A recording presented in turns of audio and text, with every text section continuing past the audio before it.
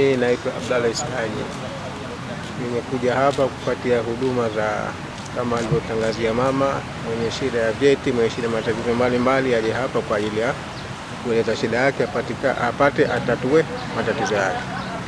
Nimekuja hapa kutaka cheti kwa ajili ya familia yangu, wanangu pamoja na mke wangu, lakini huduma nilipokuja zinaenda vizuri, isipokuwa tunakwenda kiutaratibu, tunatoka hapa unakwenda pengine, unatoka hapa unakwenda pale, lakini ninatamani kufanikiwa shida zangu inshallah katika utaratibu huu, kwenda nikafanikiwa nikatatua shida yangu, sababu siku nyingi nilikuwa nahangaika na cheti, kwa nategemea kupata cheti ili niweze kunufaika katika matumizi ya cheti kwa shida nitakazotokezea baadaye zikitakiwa cheti.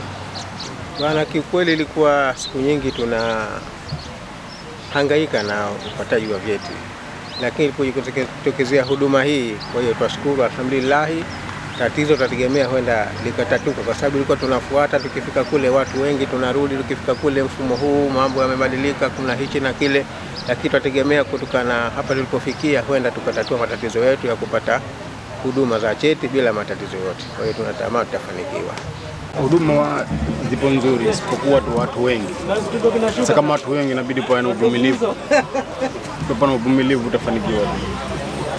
Bila uvumilivu hapa kitu, kwa sababu utaona waharibu muda, lakini sio kuharibu muda ndio kupata kitu.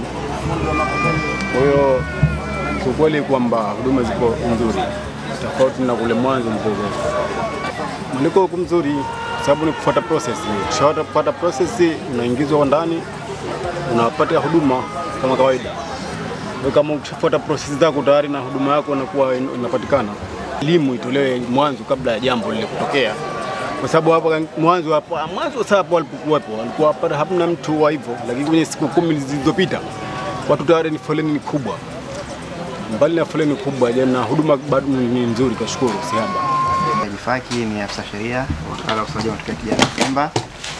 Tuko hapa sisi tukishirikiana na wenzetu ofisi tofauti kwa ajili ya tukio hili la kampeni ya msaada wa kisheria wa Mama Samia, kwa kusaidiana na ofisi ya Katiba, Sheria na Utawala Bora. Kwa ofisi yetu sisi hapa tumejikita zaidi katika vipengele mbalimbali, ikiwemo cha kwanza kutoa elimu juu ya matukio ya kijamii, ikiwemo aina ya matukio, umuhimu wake, pamoja na faida za usajili wa matukio ya kijamii. Lakini pia tunatoa faida nyingine ya kusajili matukio ya kijamii hapa kwenye banda letu hapa, ikiwemo vyeti vya kuzaliwa, vyeti vya kifo, ndoa, pia na talaka.